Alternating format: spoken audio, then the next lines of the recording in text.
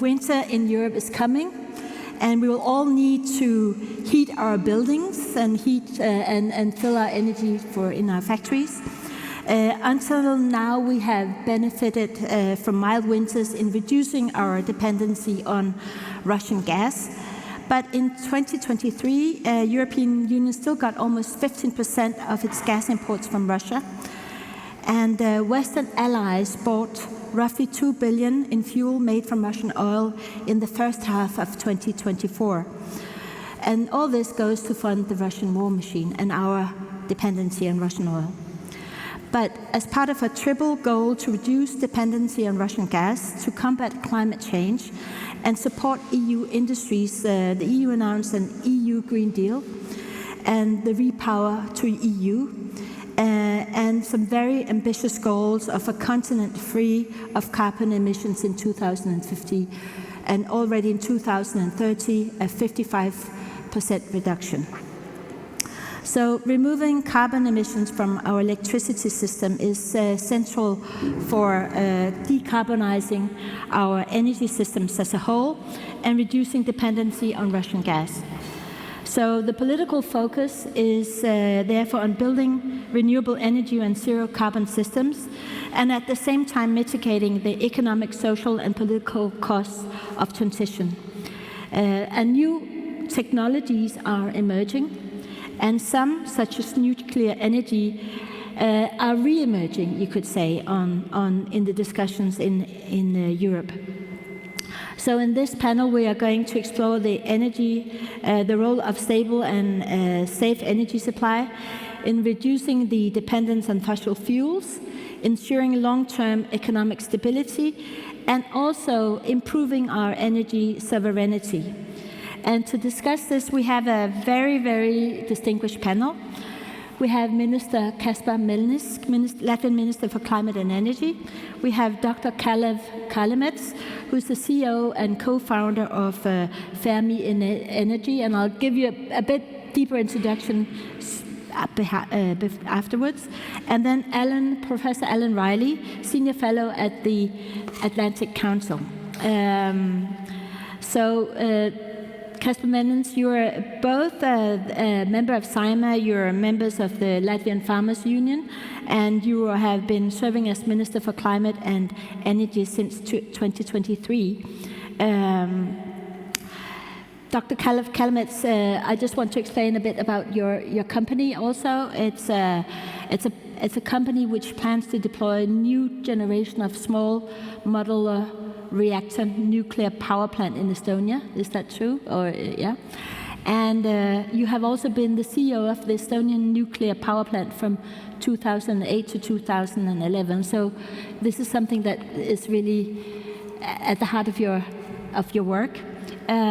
Professor Alan Riley, you're a non-resident senior fellow at the Atlantic Council, and you're also with the European College in Natolin. That's right. Yeah. And actually doing strategic advice to the EU Commission and different companies in terms of transition to other types of energy, and concretely working in Ukraine at the moment also.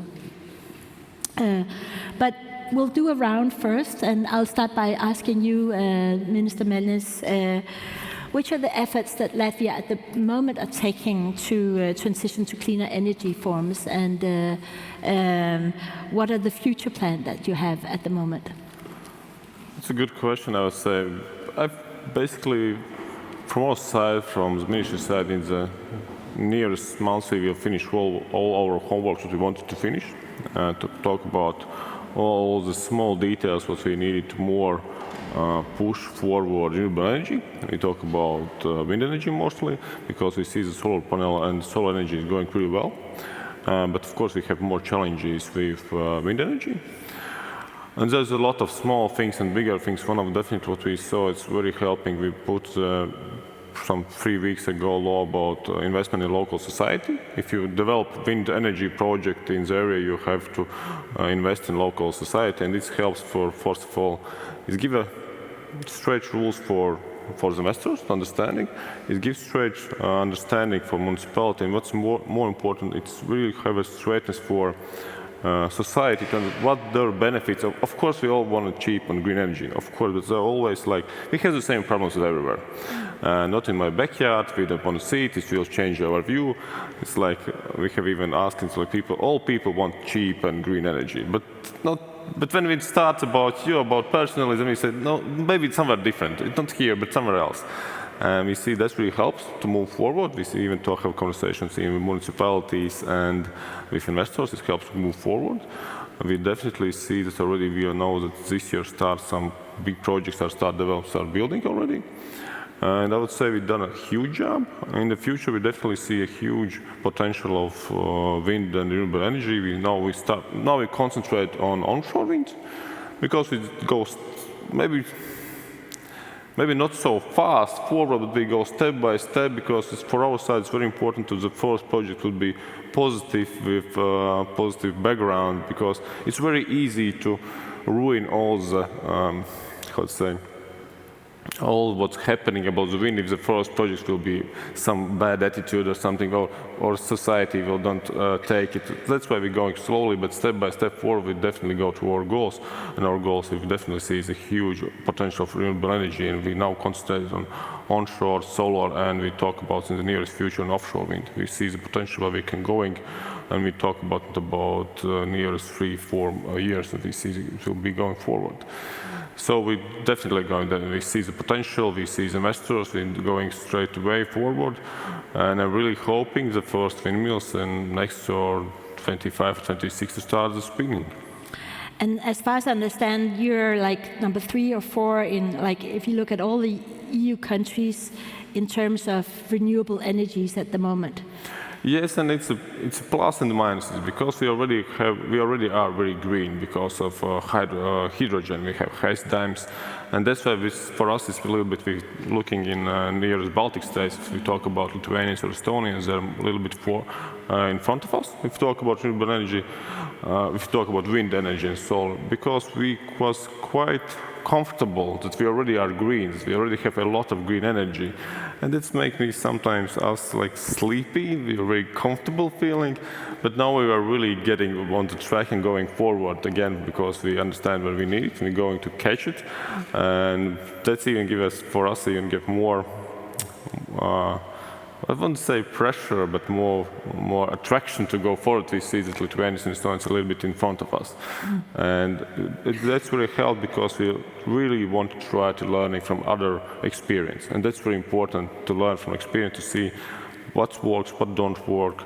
And what's most important if we talk about in the future energy, if we talk about green energy, renewable energy, it's not the question which will be the first to build, but the question will be which will build the cheapest energy in the future.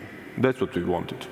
And that's why we are maybe not rushing, because we want to understand the technologies are really changing. It's really fast changing, and even see the windmills must get more effective. And that's where we're concentrating, on the cheap green energy, because that will be the key to explain for society that yes, there's a benefits. There's a benefits, electricity prices going down, and one of the keys because of renewable energy. And that's very important for our side. If we talk about the future, definitely the key will be the cheap green energy, because that's really easy to explain for society why we need it. Thank you. And Dr. Kallemets, recently the Estonian Parliament passed a resolution on supporting the adoption of nuclear energy in Estonia. And in Denmark, as you might know, the Danish Parliament passed a resolution not to adopt nuclear energy in 1985, and we haven't revised that decision anyway. So how do you see the role of nuclear energy in Estonia as compared to other forms of renewable energies, like the ones that Latvia is looking into? And what is the background for the decision that the Estonian Parliament took? Because both Denmark and Estonia are small countries. Some of the considerations might be the same, for the people. It was a very strong popular movement against nuclear energy that actually ended up sort of making the final decision for the politicians not to adopt it.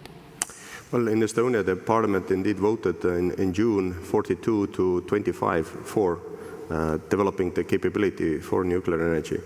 And in Denmark, when the decision was made in the 80s, there was no European climate policy, and you deployed a lot of coal because it was cheaper. Indeed, renewables are cheap. We can import them from China and other places, and the equipment, and for some period it is definitely the right choice, and definitely they will be the dominating source of energy. Also in the Baltic states, there is no question about that. But well, in Estonia, the situation is that we're closer to Finland and Sweden, and we see that nuclear energy is safe, profitable, and serves the benefit of the society.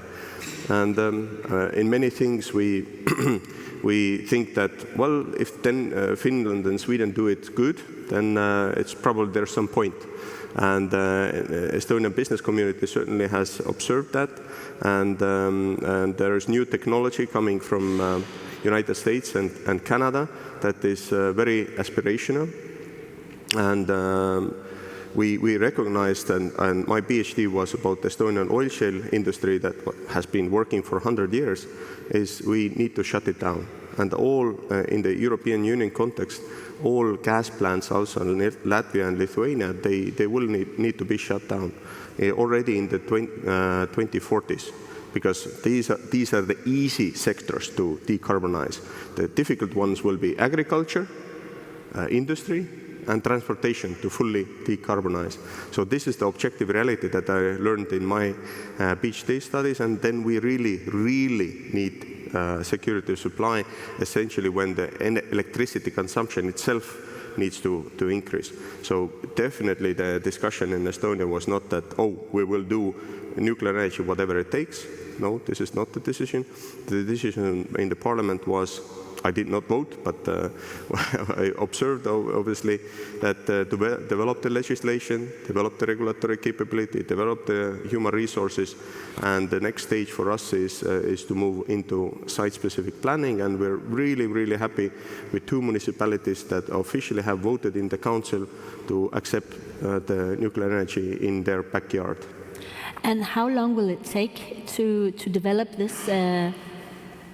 And how come you don't have nuclear energy now, as you used to be the CEO of a nuclear power plant? So my daughter is 9 years old, and I've said and he asked me, when, Daddy, is it going to be ready? I said, when you go to university. Yeah. The same story. So good things take time, and you have to be patient, steady, and that's life. So we are not in a mad rush. We have to make steady progress. And definitely at the same time, renewable energy needs to grow quickly, and good luck with that. I mean, it's necessary for all of us in the Baltic states, but we also need some role for baseload decarbonization. Professor Alan Rylin, so when listening to, you could say, the Latvian experience, the Estonian experience, from different perspectives, though, how do you see it in the framework of the sort of what's going on in the EU? There's been this repower for like the big decisions of carbon emissions. There's been the decisions on the EU Green Deal, the whole framework that is taking place, the directive on principle of efficient energy. So how do you see these decisions that the 2 countries close to each other are taking in terms of reducing carbon emissions and providing energy security? I think there is a kind of misunderstanding of and it's very easy to forget because it was so awful, is what really happened. And I think we had this enormous energy crisis in 21 and 22. And I think that is what, but even before I deal with that, I think it's worthwhile looking at how we got into it. The energy crisis was about Russian gas dependency.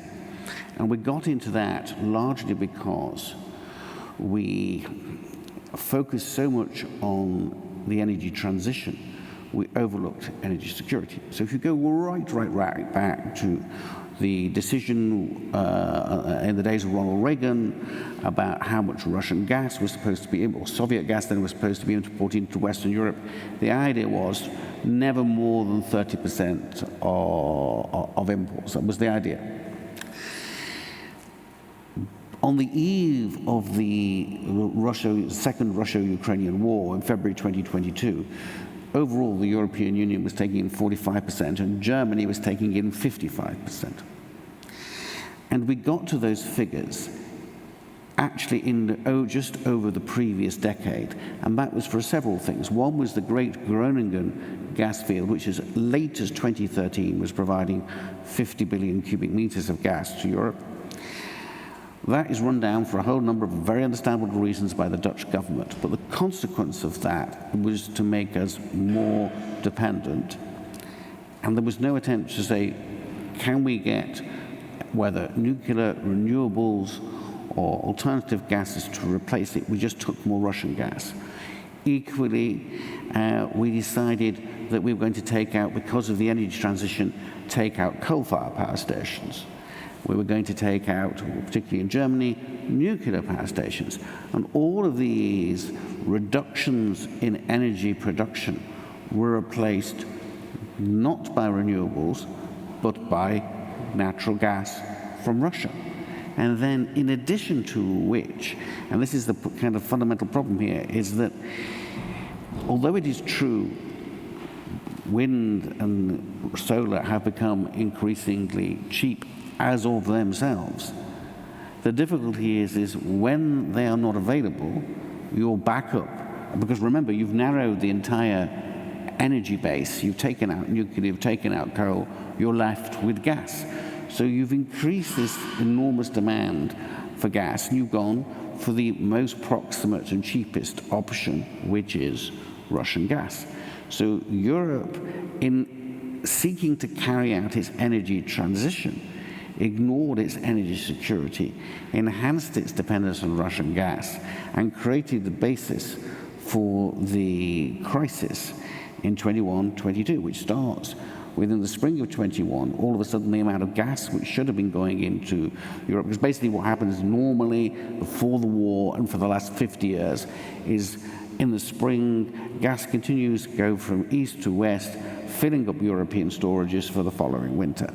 And that stopped happening. And the amounts of gas going through were limited. In Germany, amazingly, Gazprom actually owned a series of storages, and Gazprom was actually taking gas out of storage to fulfill its long-term supply contracts, leaving Germany by October of 2021 with virtually no gas in most of its Gazprom-owned storages in Germany. And then you had all the issues to do with Gazprom as the war began, finding lots of excuses, ruble payments, turbine problems with the Nord Stream pipelines. So actually before the pipelines, we had the explosions on the pipelines in September, they were empty. So this is this thing. So what we've actually, our response to that has been to, first of all, spend 500 billion euro sort of solving the problem. And so these sort of solutions we should try and avoid. This is the kind of victory you don't want. It's costing 500 billion euro, in which we went out and we bought gas at top prices across the world. Lots of LNG from the US and Qatar. The Norwegians were pumping like crazy to bring us with extra gas. Obviously, we did some demand suppression as well.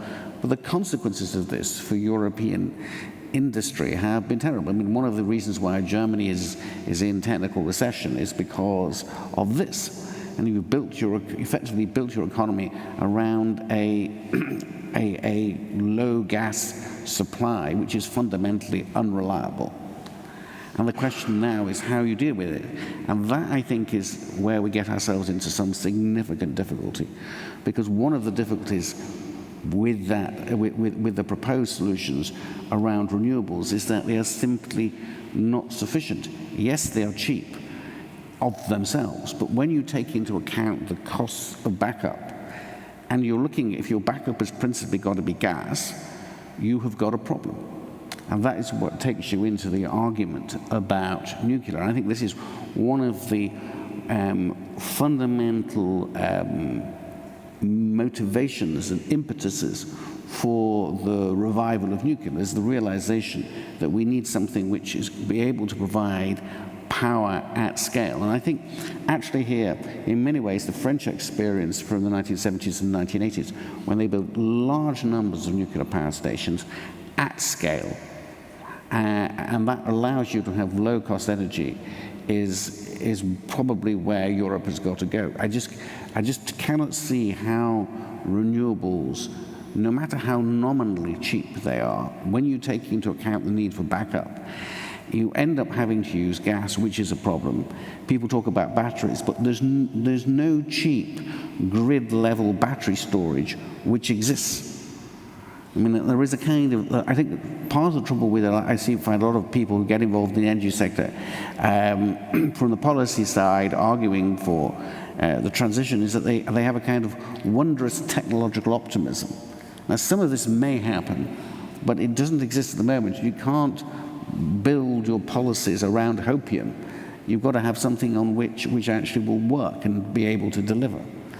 And there's also the question of today, the production facilities of, like in wind and solar, is actually in China today. Well, the other issue is this, that there is a lot of concern on two levels with China. First of all is the dumping of production, where basically the Chinese put enormous amounts of levels of state subsidy into their industry, so wiping out European industry, and that is an issue, and there's a huge argument to say that Europe should have taken a much greater stand to protect itself, because the point about this is not in any way ordinary market behavior. This is the Chinese state funding enormous amounts of cheap capital, largely to keep their industries going, to maintain their performance legitimacy, to maintain their regime in place. It is nothing to do with market economics. It's nothing to do with markets. And there's no reason why European businesses should go out of business in order to keep the Chinese Communist Party in power, because that's what you're talking about. And the second issue, which with wind is a particular issue, is the level of software control over the wind turbines themselves. And there are two or three issues here. One of the major concerns, first of all, is that you've got all the data on the operation of the wind turbines, which is potentially accessible and transferable to China, which is one issue. Another issue is this, is yesterday Putin and Xi signed another deeper cooperation agreement. How far does that cooperation go? We've all got already a situation where we've got a significant vulnerability in the North Sea, 9,000 kilometers of pipeline providing us with principally gas from the North Sea. And that's a vulnerability. If you have a situation where the Chinese are able to provide the data on when we are relying on power, you can see the potential vulnerability of the system, where the Russians have access to both where our pipelines are and when and where we're using wind power. Mm-hmm. Now there is some fairly serious security issues around all of this. And potentially they could even switch the things off, who knows. So there is a whole range of security issues around it, and kind of legitimate economic questions about the use of renewables from Chinese sources. So there's a lot more you could unpack there. Yeah. So energy security is really is very multifaceted in terms of how do you actually like you think you're investing in renewables, but there's a whole scope of geopolitical questions around that. So it's not just dependency on fossil fuels, but it's actually also the fact that you are buying maybe from the wrong parties, or that you're supporting another kind of dependency. Yep. Yeah. But back to you, Minister. It's just now that you're in charge of the transition of your country into new energy forms to build the energy security around in Latvia.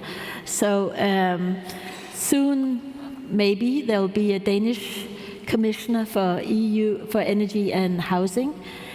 And what would you need from him? What kind of support? What should he be looking at?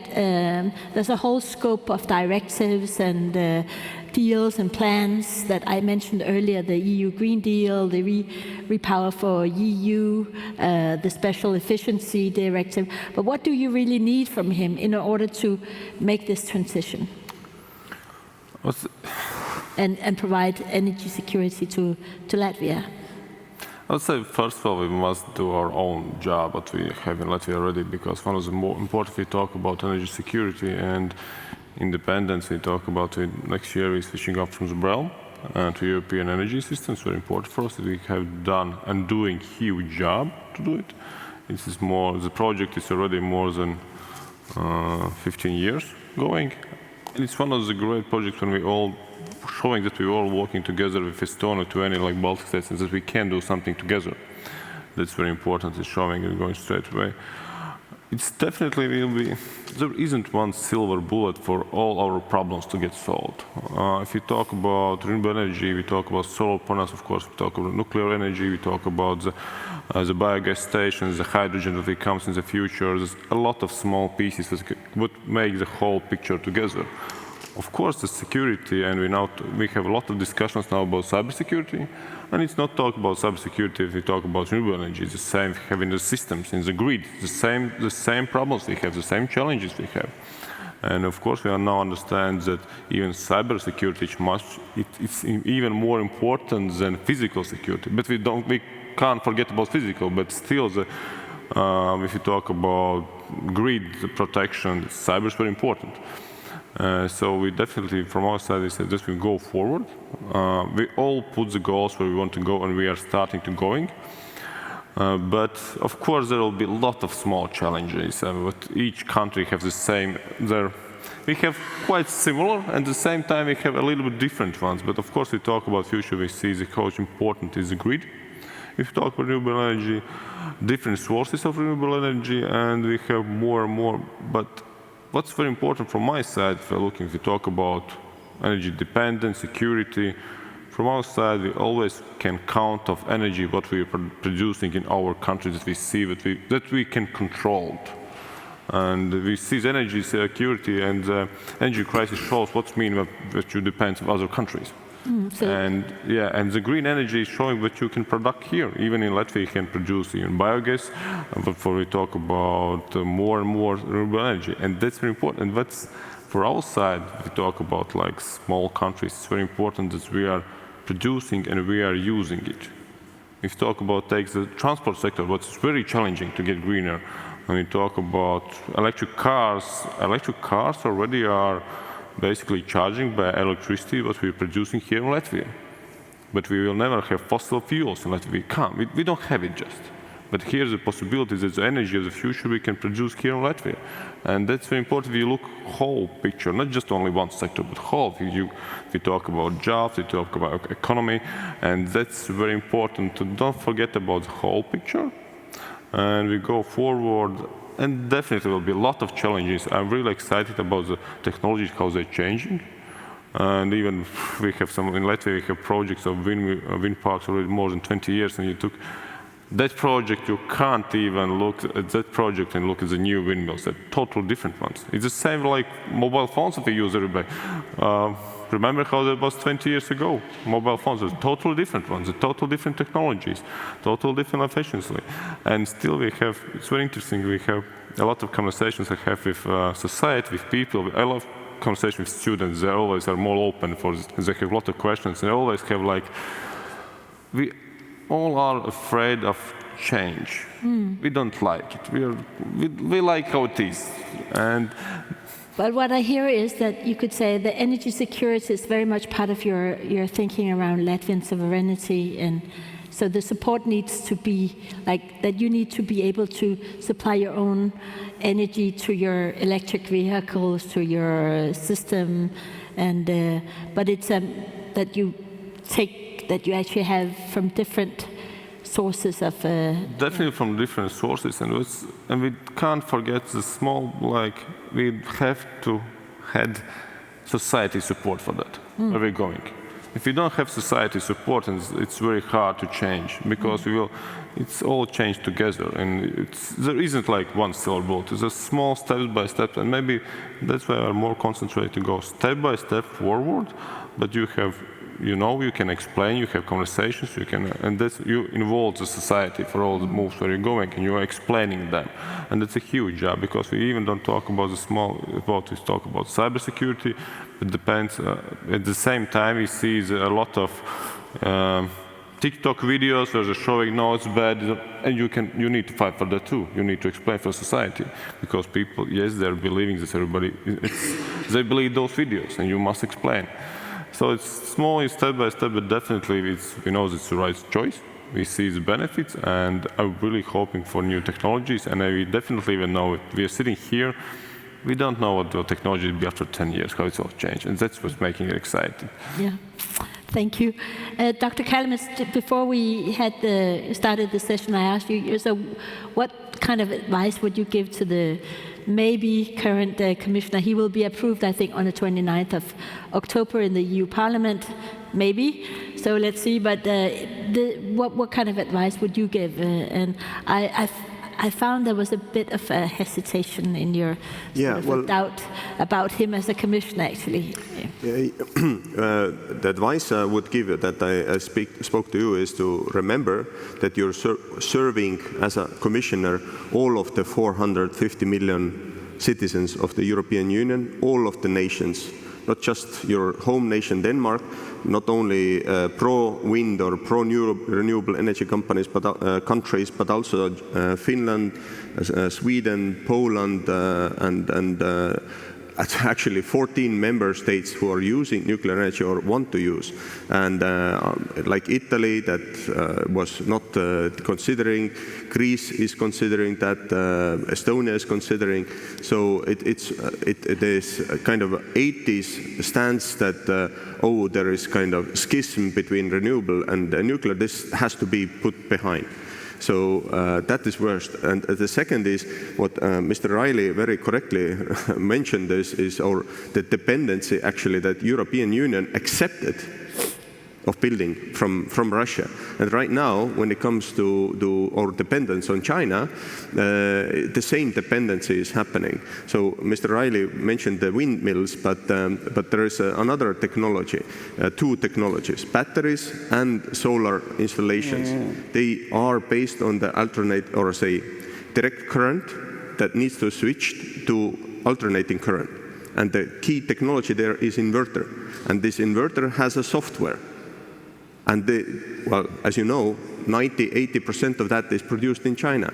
And so I know factual events in Lithuania when large volume of those inverters have been shut down from a data center. So, this obviously is similar situation when Gazprom owned gas reservoirs in Germany, owned the pipelines. So this is something that needs to be assessed very rigorously, similar as we have excluded Huawei technology from many European infrastructure. So those inverter software clearly cannot be controlled by a nation that exercises essentially blockade of Taiwan, and certainly the leader Xi Jinping has the claims of this one China policy of taking Taiwan sooner or later, and this needs to be considered as a 50% probability event happening this decade or the later. And how if we are not able to respond to that at all because we are dependent on Mr. Xi, then this eventuality needs to be played down very seriously. Similar that we said in the 2021, no, it's impossible that Russians will do something that they have done, then this happened. So the security element in the world that is changing, that is being discussed here, of course needs to be considered very seriously, and it's only positive that some tariffs on the Chinese EVs are being implemented in European Union level. The same policies need to be implemented also in other sectors to avoid what Mr. Riley said, this insane, I would say, dependency, which is very similar that the Germans built up on Russian gas. And then we definitely are not any more sovereign and independent what continent, and we are not able to do value-based policy in the world. And obviously this is for a small nation that is incredibly scary. So and fully agree that we need to have a multiple let's say balanced portfolio, what we call in Estonia, and that has been the right approach in general. And we need to decarbonize really in many sectors. So it's very, very complicated. Mr. Melnis is very correct. It is possible that the population does not understand really why we're doing this decarbonization, how expensive it is going to be. We just have a discussion in Estonia about the climate law. It is not supported universally in the society, so it is going to be challenging, and so it needs to be not only communicated, but the building of the coalition for decarbonization has to be genuine and deep, going deeply into the society. And talking about nuclear, I can be only very glad that 65% of the Estonian population supports nuclear energy equally as it supports renewable energy. Thank you. Thank you. And how do you see the sort of the development of the EU plans, like the decarbonization, the very ambitious targets of 55% reduction until 2030, and also I know I had an additional question that I was really keen to ask you, is you know what happens to countries that are solely dependent on export of gas and oil? And all of a sudden, you know, the 50% of their imports are actually reduced, such as Azerbaijan. Look, I think to start with, I wouldn't worry about Saudi Arabia or Azerbaijan and all the oil producers, because something like 80% of all our energy in the world used every day is still fossil fuel. In order to run human civilization, we burn 100 million barrels of oil every day. And that is not going to change much before probably 2050. So they've got enough time and enough revenues to transition, even if the European Americans, who have been using less, continue their downward trail. A lot of the rest of the world will use it. China is still building more coal-fired power stations. There'll be a significant. So the problem here is, and even for us, it's going to be very difficult. I don't think most of the 2030 targets will not be reached. I think the way to look at it is to look at them from a Catholic perspective, not from a Protestant perspective. So you know, the essential point is always, from a Protestant perspective, these are things you want absolutely has to reach. You see, otherwise you will not enter heaven. Whereas from a Catholic perspective, all one has to do is try. And I think that is so look at it from a Catholic perspective, and that's the way we're going to do this. But I think the actual deeper thing here is that because there is a danger, I notice, I kind of live in Brussels, and I see a lot of EU officials on these things, and you get people sort of almost, and then using another piece of Catholic imagery, people sort of lashing themselves for not actually having, you know, we're not going to reach all these targets, and and we're making mistakes, and it's a terrible disaster. So look, nobody in human history has ever tried to carry out a forced energy transition like this. The last major transition, which was to oil, really, from coal, took about 60 years. So we're trying to do everything in incredibly tight time frames and push this along. And also, we're trying to use technologies which don't necessarily work properly. So we're going to make loads of mistakes. What I think is coming out of this kind of dialogue we're having, and all of the arguments in Brussels and with the member states, and more broadly across the West, is that what you're coming to is that, look, there are several things that are going to work. One of them is probably we're going to have to use nuclear. I can't see any way around that. In order to have, there may be other super technologies in the future, but in order to do anything much between now and 2060, we're going to have to build a lot of nuclear. I think that's the only way we're going to be able to cut carbon emissions. And if we can do it and provide, I think SMRs have a huge role in this, because if you can produce a lot of them really cheaply, we can then effectively help to provide a cheap solution to decarbonize the rest of the world. Because one of the troubles with all of this is that it's very, very difficult. I mean, I say, we go back, renewables, cheaper in theory, but not in practice. If you have got to create, even if you can buy lots of cheap wind power in developing countries, you still need the backup. You still need the complex systems. You still need the complex integration. It actually becomes quite expensive. If you can have large numbers of Rolls-Royce or Siemens or others, small modular reactors rolling off production facilities in the 2030s, and you can distribute them around the world and massively lower the production, the cost of energy, and it's green, it's not CO2, we are actually really cutting into the climate thing. And I think what we're doing partly is we're just making lots of mistakes, but this is because no one's ever had to do this in human history before, and there is no guidelines, there is no precedent. So this is what we're working from. And I think part of it is nuclear, part of it is batteries, part of it is digitalization.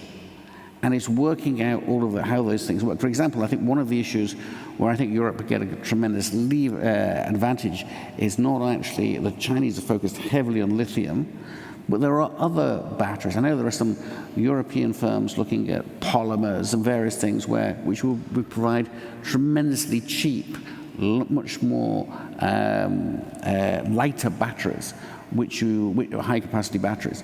So there's lots of things happening. And it's, you can see, nuclear, batteries, digitalization, some renewables. As I think, solar, I think, actually may have a huge role. There are more super efficient solar panels coming on stream. Sort of a very big German development, apparently, I understand.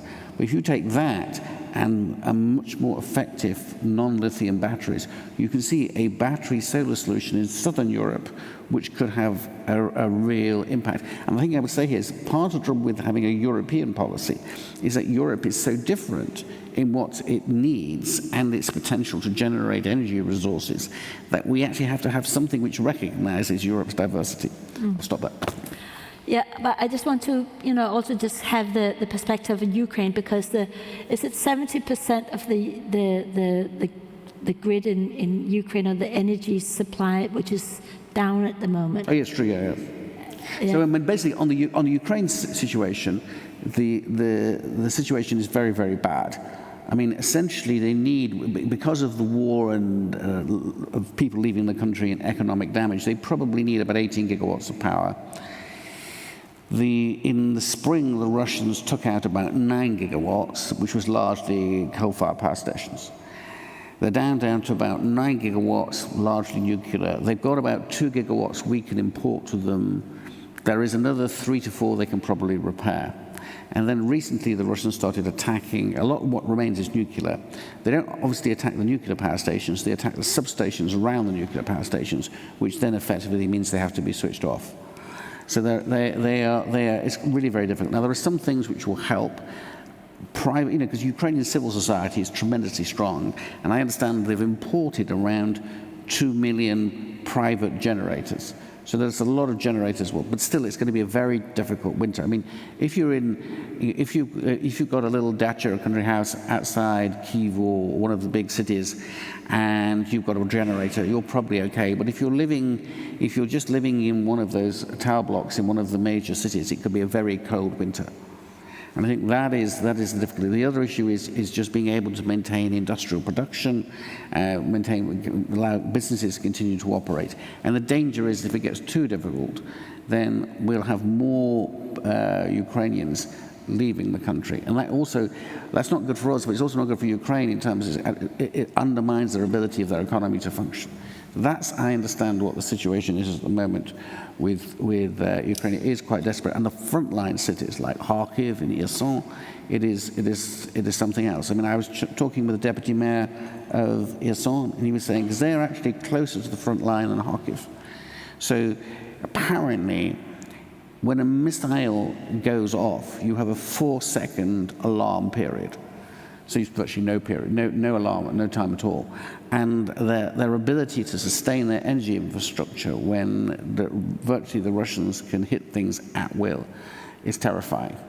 So that's the sort of situation we're in. And what are we going to do? What are we doing at the moment? Well, I think a lot of people are leaving in those cities, or certainly in some of the frontline cities. It's extremely difficult. There's a core of people who stay. Kharkiv has, as I understand it, has a lot more kind of deep, from the Soviet era, deep level of protection, so people can hang out there, but it's more difficult in some of the other frontline cities. That's what I understand. Thank you. I will just then open up for questions, Thank you. If there are any. Yes, and if you introduce yourself, and there will be a mic from here. Thank you. I'm Katrīna Kosa from the Ministry of Foreign Affairs of Latvia. I would thank you for a very engaging discussion. And I would just like to ask a down-to-earth question about the raw materials for nuclear energy and waste. So don't you see any risk with dependencies with regards to that? Thank you. Dependency on what? Of the raw materials, which we know we don't have here in Baltic states. The critical raw materials. Well, regarding nuclear, he means nuclear fuel.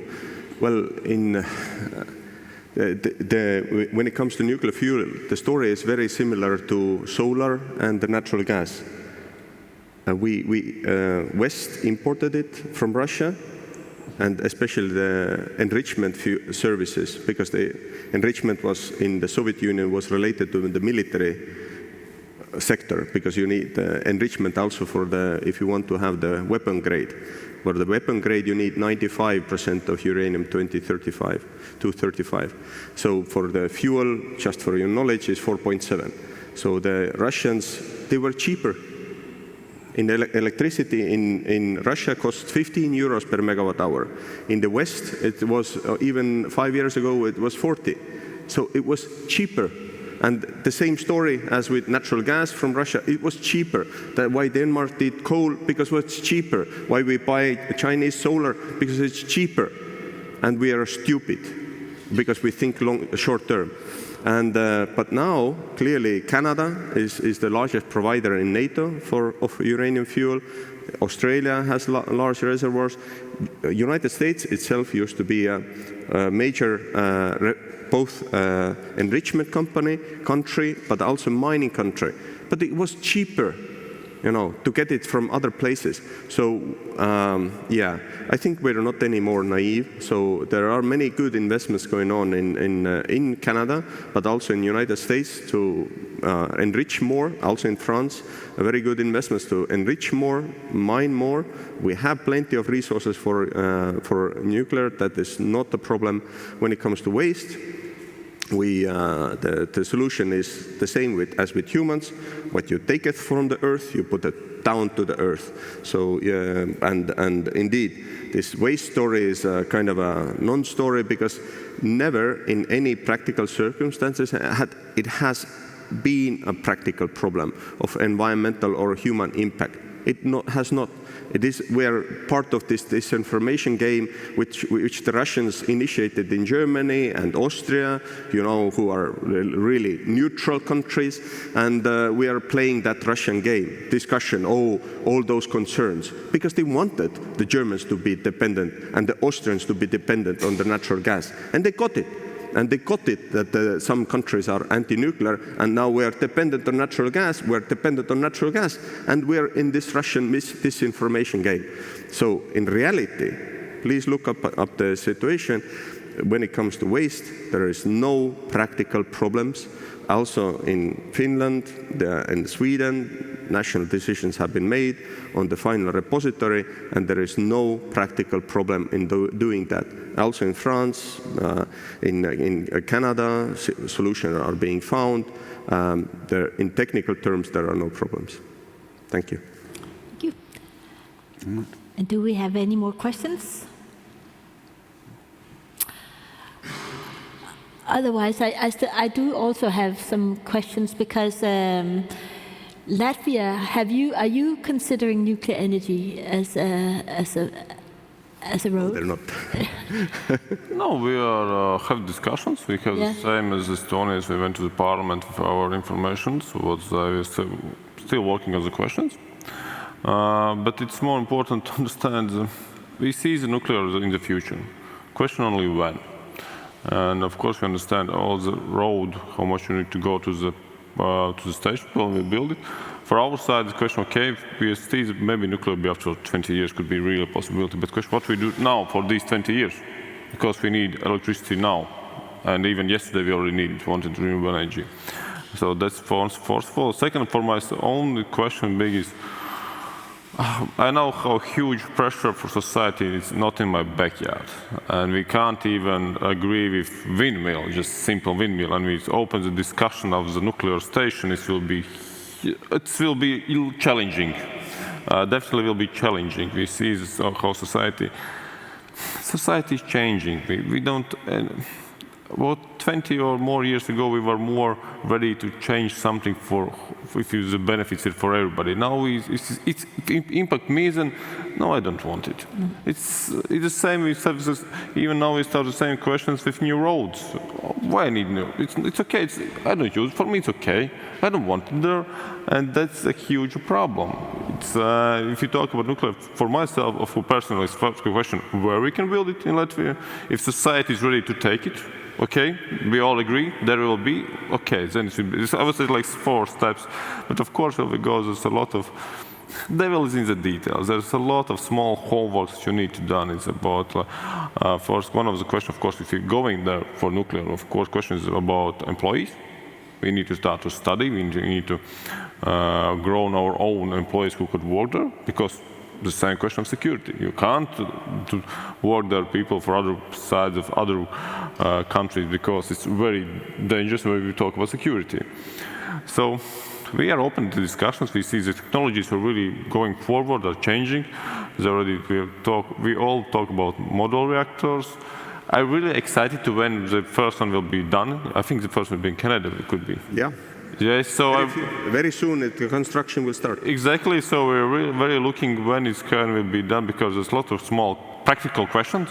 The cost of the energy, how many people, what's the challenging, what's the problems, how it's all the solutions. The same question about the petrol, about waste of nuclear.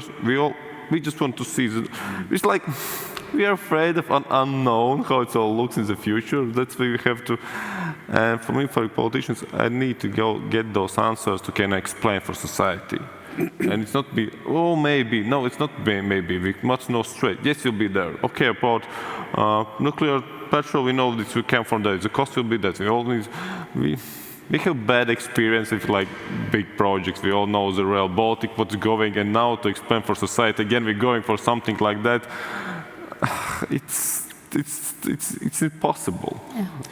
Can I also ask, the role of the Chernobyl catastrophe and maybe the Ignalina plant in Belarus next to, does that play a role in the public perception?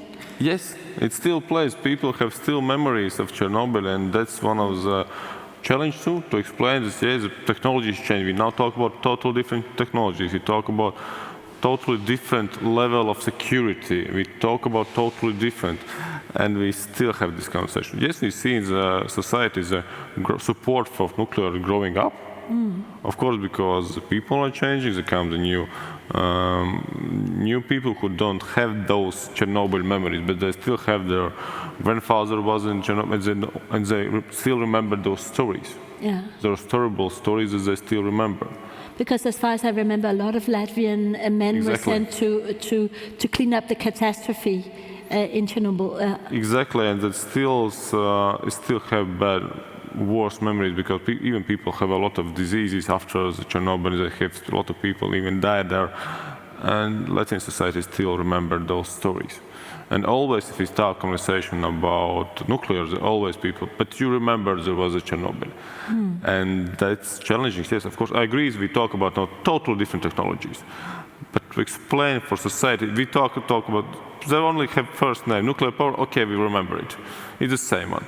And that's a huge job to, even if you talk about, if you want to see the nuclear power in the future, we need to start now, we need to explain it, we have start now, slowly working to explaining, and it takes time. You can't rush it, because if you rush it, you can build it fast, but then you have from huge impact on society, and the society is not ready. And then you have, for politicians, if you can't even find a place where to build it, exactly, yes. I would say here, we need to recognize that Estonia and Latvia and even Lithuania combined, we're very small nations. And combined, we're a power market of 28 terawatt hours. Finland, the same population, 6 million, is 80 terawatt hours. And so it is actually very small power market.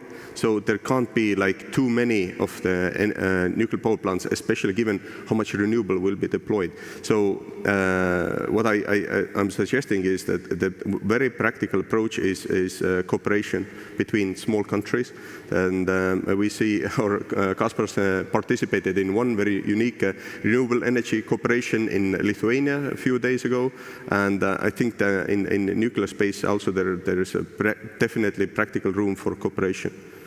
The cooperation project was very interesting. We have building, Energia, Latvian company is building wind park. No, the owner of the wind park in Lithuania who is building Estonians. So basically we cooperated all together. Oh, that's fantastic. As a final question to Professor Riley, I was just because now we've been talking about, the role of public perceptions in actually like building nuclear power plants and this. So how do you see it from a sort of more global perspective and the disinformation campaigns that might have been taking place and against nuclear? I think this is part of the kind of broader problem about disinformation, and it's not just energy disinformation, which has been a huge part of all of this.